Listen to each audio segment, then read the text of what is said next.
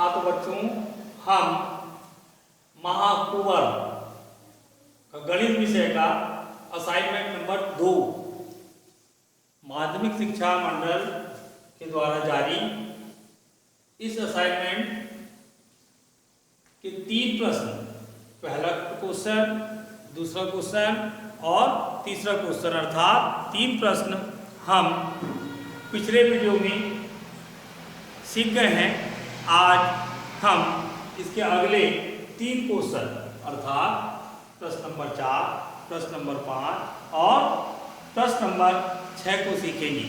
तो चलिए आज हम प्रश्न नंबर 4 हल करना सीखें। यहाँ पर हमें दिया गया है प्रश्न नंबर 4 की संख्याएं 10, 18, 22, 38 में से हर एक संख्या में क्या जोड़ दिया जाए जिससे कि ये संख्याएं समान अनुपात में हो जाएं।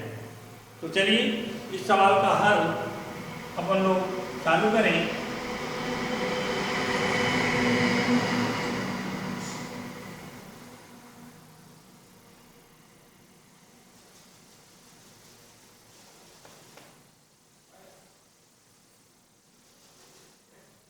जो पूछा है, बोला कि इन चारों संख्याओं में से प्रत्येक संख्या में क्या जोड़ दिया जाए। तो चलिए सवाल हम यहीं से चालू करेंगे कि माना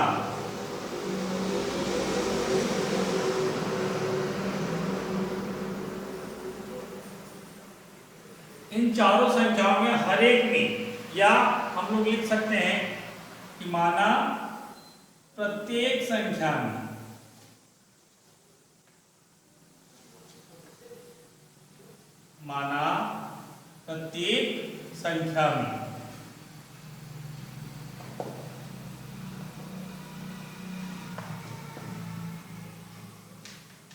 अब प्रत्येक संख्या से मतलब 10, 18, 22 और 38 के लिए हमने लिख दिया कि माना प्रत्येक संख्या में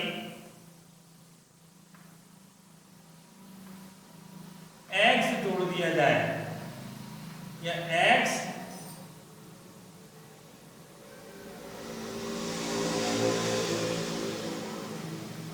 जोड़ा जाए। इसके बाद यहां लिखना चाहिए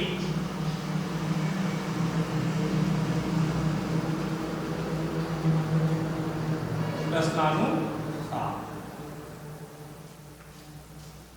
प्रश्नानुसार का मतलब कि इनमें सब में x x जोड़ दें और इनको समान अनुपात के रूप में हम लोग जमा लें।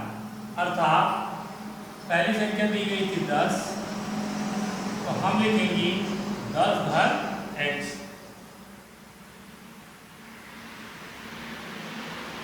अनुपात दूसरी संख्या दी गई थी 18, हम लिखेंगे 18 धन x। समानुपात अर्थात 4 बिंदु। तीसरी संख्या दी गई थी 22, तो हम लिखेंगे 22 धन x। अनुपात चौथी संख्या दी गई है 38, हम लिखेंगे 38 धन x। ये देखिए हमने प्रत्येक संख्या में x जोड़ दिया। x जोड़ने से सवाल ने बोला था कि ये समानुपात में आ जाएंगी, कि हमने समानुपात को सवाल को जमा दिया है। अब बस हम इस सवाल को आगे बढ़ाएंगे और हल करके x का मान लेके आएंगे। चलिए लिखा है 10 धन x बटी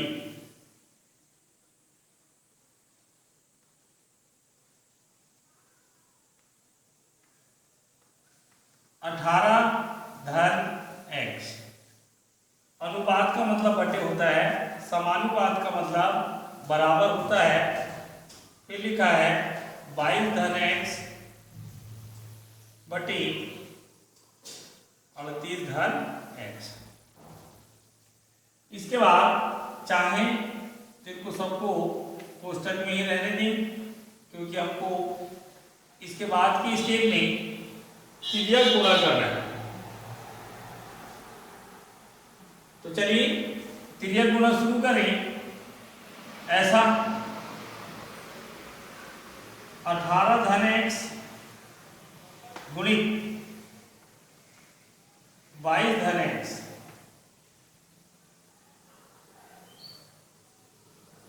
थोड़ा सा धक्का के लिखें। 18 धन x गुणित 22 धन x बराबर ऐसा, अर्थात 10 धन x गुणित 38 धन x। इसके बाद 18 का सब में गुणा, फिर x का सब में गुणा। चलिए 18 का 22 में गुणा करें। 18 दूनी 36, हासिल का 3, 18 दूनी 36 और 3 39। 18 का x में गुणा, 18x,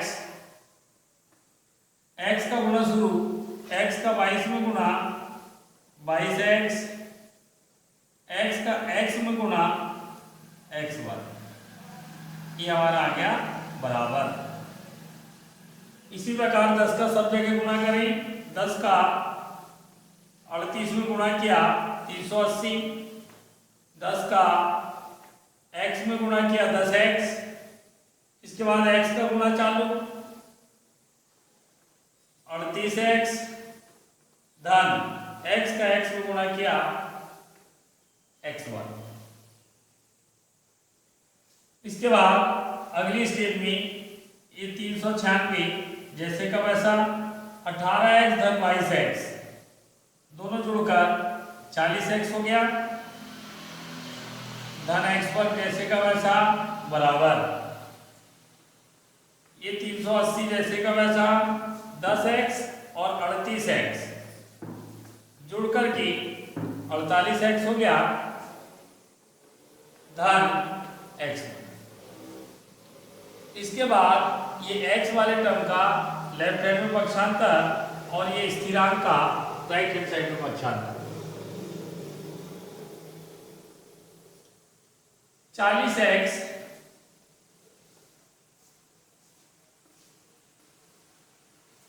धन x वर्ग जैसे का वैसा, पक्षांतर करिए, चिन्ह बदलिए, ऋण 48x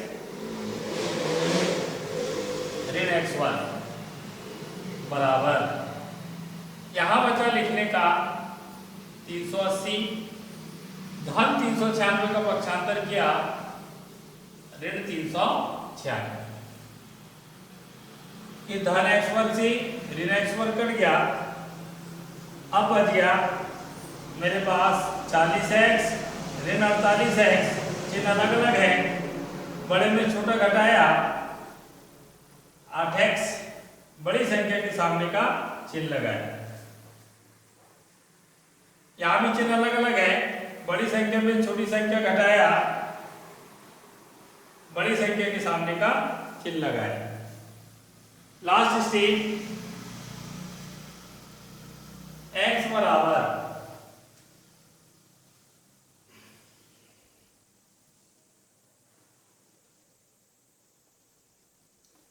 ऋण 16 बटी ऋण 8, ऋण से ऋण कट गया, 8 का मान 8 दूनी 16।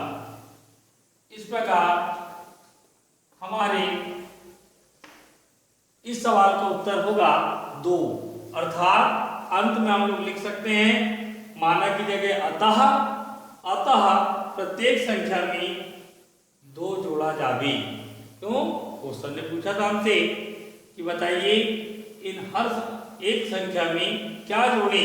हमने माना भी था कि प्रत्येक संख्या में 1 जोड़ा जावे, अर्थात सवाल का अंत में इसी तरीके से आपका होना चाहिए और आपको लिखना चाहिए लास्ट में कि अतः प्रत्येक संख्या में 2 जोड़ा जावे। इस प्रकार हमारा सवाल नंबर 4 समाप्त होता है। इसके बाद हम सवाल नंबर 5 के बारे में चिंतन करेंगे और इसका यहीं पे समापन करें। जब तक आप भी सवाल नंबर 5 को आराम से पढ़ें, महसूस करें, उसके बाद हम उस सवाल को प्रारंभ करें।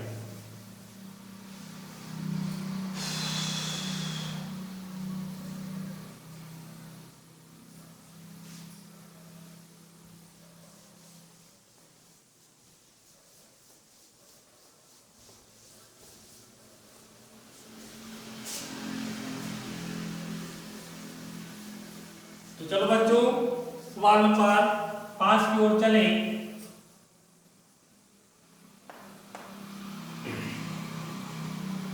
जो लिखा हुआ है y अक्ष पर स्थित बहुत आराम से इस सवाल का चिंतन करेंगे। ये सवाल निर्देशांक ज्यामिति का है और जैसा कि बताया गया है इस साल की बोर्ड परीक्षा के लिए भी ये सवाल बहुत इंपॉर्टेंट है। y अक्ष पर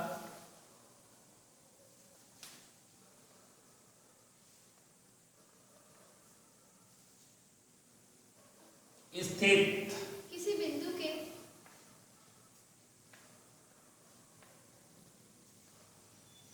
किसी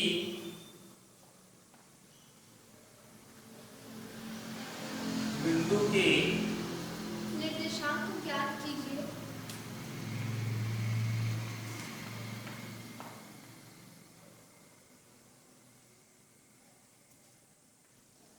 निर्देशांक ज्ञात करें जो या ज्ञात कीजिए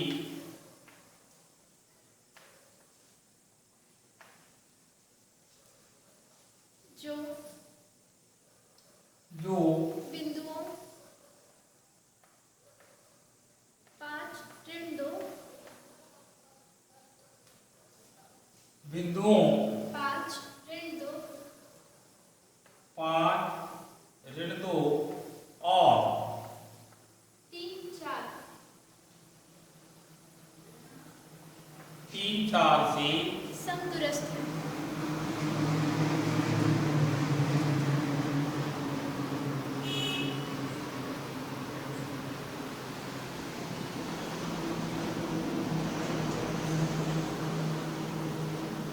समदूरस्थ हो। तो चलो बच्चों, आज का प्रश्न नंबर 5, इस असाइनमेंट का प्रश्न नंबर 5 जो निर्देशांक ज्यामिति में से बोर्ड के द्वारा दिया गया है, जो लिखा है कि y अक्ष पर स्थित किसी बिंदु के निर्देशांक ज्ञात कीजिए। अर्थात जैसा आपको अक्षों के बारे में जानकारी है, इस क्षैतिज रेखा को हम x अक्ष के नाम से जानते हैं और इस ऊर्ध्वाधर रेखा को हम y अक्ष के नाम से जानते हैं। इस y अक्ष पर कहीं पर भी बिंदु यदि है, जैसे कि ये 1 है, ये 2 है, ये 3 है, ये 4, मान लीजिए किसी ने बोला इसकी निर्देशांक बताओ, तो हम x का मान 0 लेते हैं और ऊंचाई 1 है तो 0, 1। मान लीजिए किसी ने इसके बारे में बोला इसकी निर्देशांक बताओ, तो हम इसको लिखते हैं 0, 3। कहने का मतलब यह है कि y अक्ष पर कोई भी बिंदु रहे, वहां पर x का मान हमेशा 0 होता है। तो चलिए इसी बेस पर हम इस सवाल को चालू करें।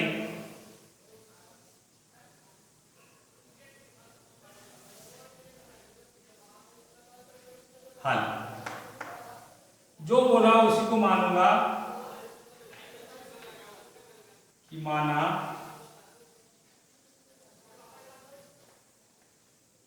y अक्ष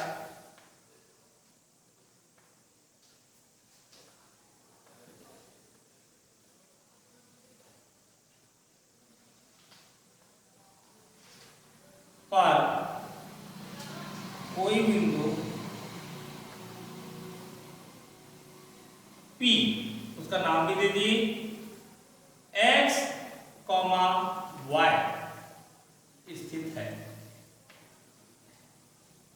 जिस तरीके से प्रश्न पूछा जाता है उसी तरीके से सवाल चालू होता है। हमको बोला गया था कि y अक्ष पर कोई बिंदु के निर्देशांक बताइए, तो हमने मान लिया, माना y अक्ष पर कोई बिंदु P 0y स्थित है।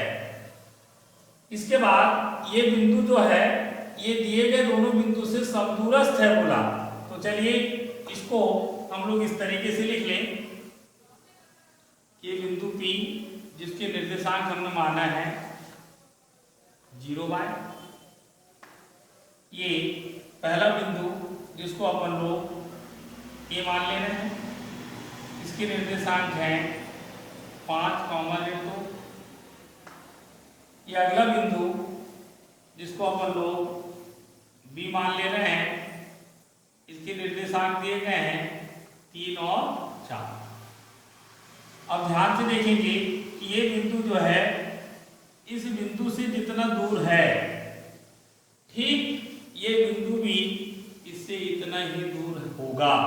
ये हम नहीं बोल रहे, सवाल वाला बोल रहा है, सवाल ने ऐसा ही कुछ लिखा हुआ है।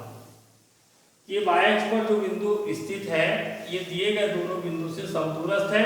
इस टाइप का एक रफ डायग्राम बनाएंगे और इसके बाद सीधा प्रश्नानुसार लिख के सवाल चालू करेंगे।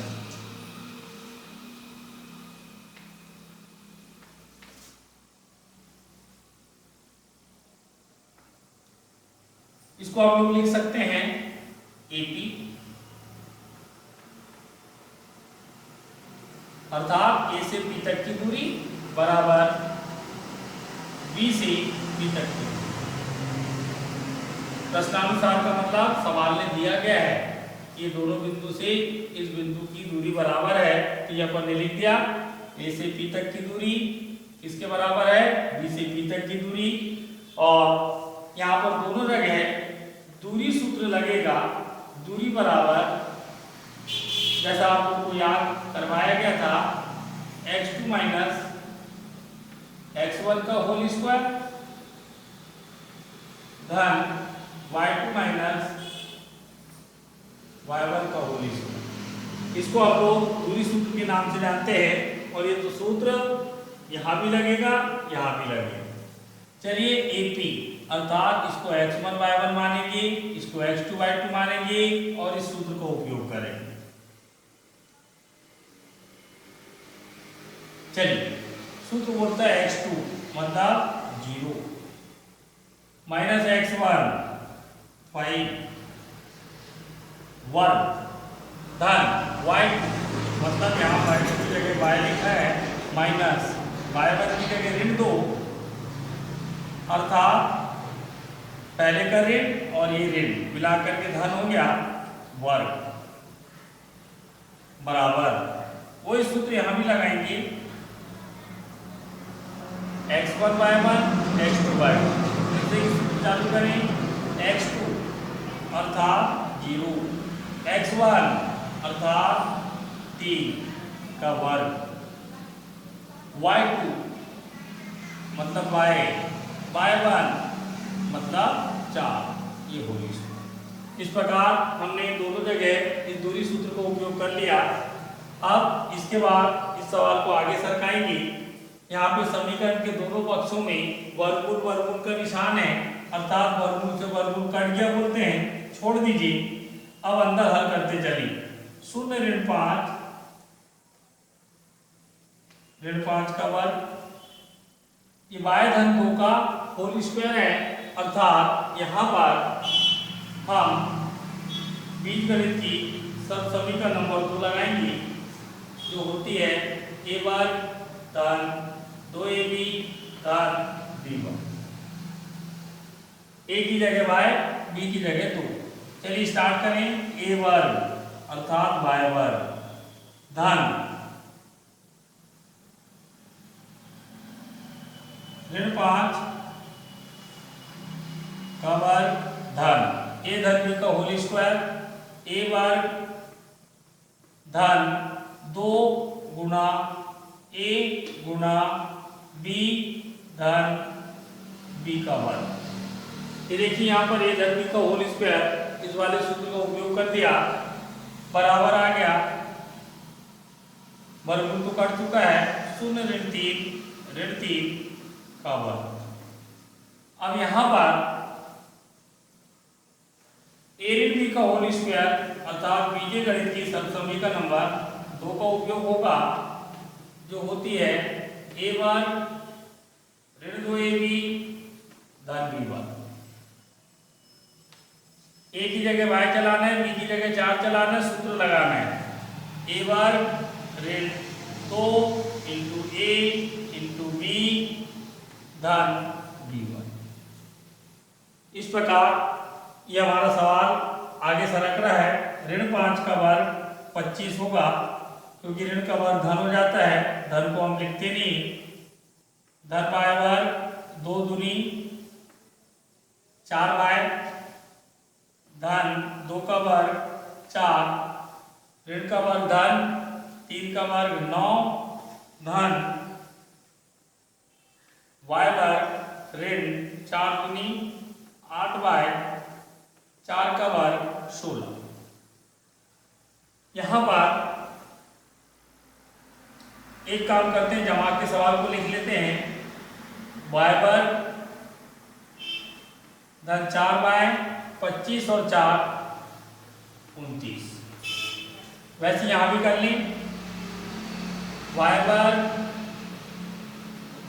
ऋण 8y 9 और 16। अगली स्टेप में y वाले या चर राशि जो है इसका लेफ्ट हैंड साइड में ट्रांसफर, ये स्थिरांक है इसका राइट हैंड साइड में ट्रांसफर। तो चलिए यहाँ पहले से y वर्ग धन 4y लिखा हुआ है, पक्षांतर करिए, चिन्ह बदलिए। ऋण y वर्ग धन 8y बराबर यहाँ बचा है 25 धन 29 का पक्षांतर ऋण 29। y वर्ग से y वर्ग कट गया, 4y धन 8y 12y 25 ऋण 29 ऋण 4 y बराबर ऋण 4 बटे 12 एकम दिया, अर्थात y का मान आया ऋण 1 बटे 3। तो बच्चों ये हमारा उत्तर नहीं होगा, उत्तर तो यहां से बनेगा, अर्थात लास्ट में लिखेंगे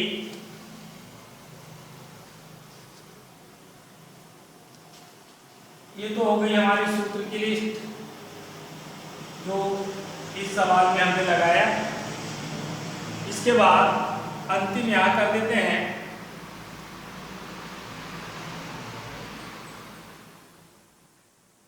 अतः, माना की जगह अतः, बाकी फिर जैसे का वैसा लिखिए। y अक्ष पर वह बिंदु हमने माना था 0, y, तो 0 का 0 y की जगह ऋण 1 बटे 3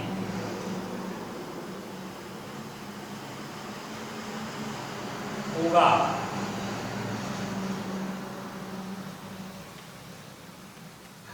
इस प्रकार इस प्रश्न का हमारा ये उत्तर होगा। जैसा कि आपको बताया गया कि सवाल नंबर 5 जो मुख्य परीक्षा आपकी होना है उस परीक्षा के लिए बहुत महत्वपूर्ण, इसलिए जितने आराम से हो सकता था, जहाँ पे जो सूत्र लग रहा था उसका एक एक चीज का यहाँ पे वर्णन किया गया है। उम्मीद है आपको ये हल समझ में आया होगा और उम्मीद करते हैं कि इसको घर में अभ्यास भी इसका बढ़ाएं।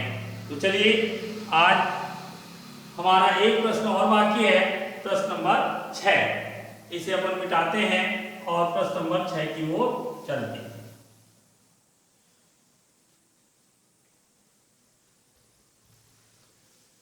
इतनी देर में आप लोग भी सवाल नंबर 6 को अच्छे से पढ़ लें।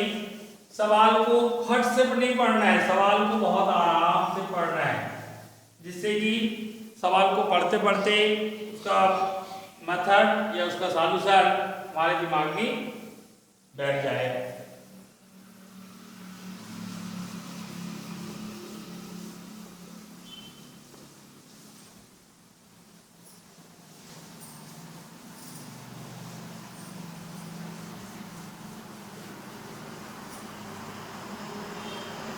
हाँ, तो चलिए बच्चों, हम लोग प्रश्न नंबर 6 की ओर अग्रसर हो गए हैं और प्रश्न नंबर 6 मूल बिंदु से लिखा हुआ है कि मूल बिंदु से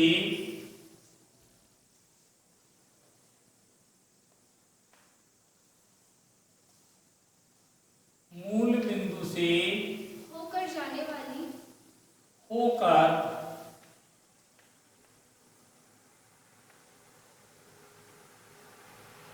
जाने वाली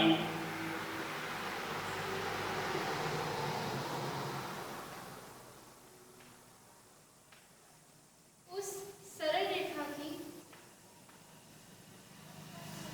उस सरल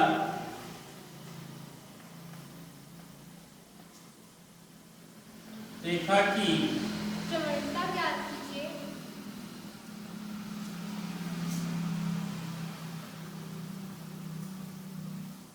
प्रवणता ज्ञात कीजिए।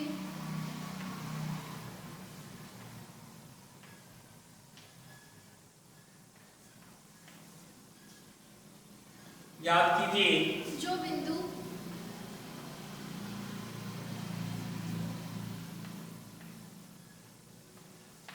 जो बिंदु 2, 3 से भी होकर जाते हैं।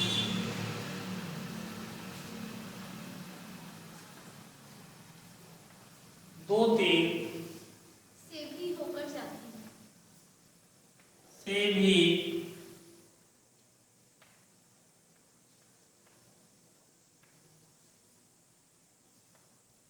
होकर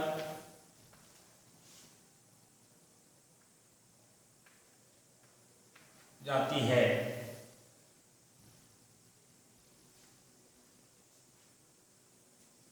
तो चलिए बच्चों, हम लोग इस असाइनमेंट 2 की सवाल नंबर 6 में हैं और इस वीडियो के आखिरी क्वेश्चन में है, जो प्रश्न नंबर 6 के रूप में बोर्ड में लिखा गया है कि मूल बिंदु से होकर जाने वाली उस सरल रेखा की प्रवणता ज्ञात कीजिए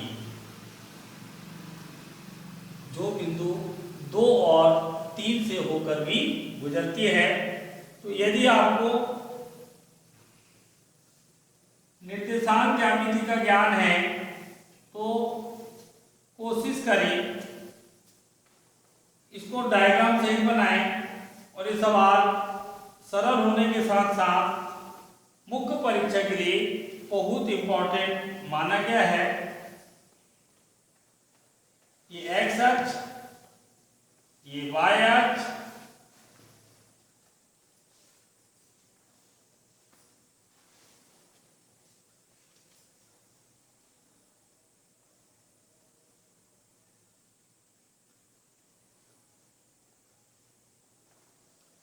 ये देखिए एक्स अक्ष और वाई अक्ष के कटार बिंदु को हम लोग मूल बिंदु के नाम से जानते हैं, जिसकी निर्देशांक 0, 0 होती।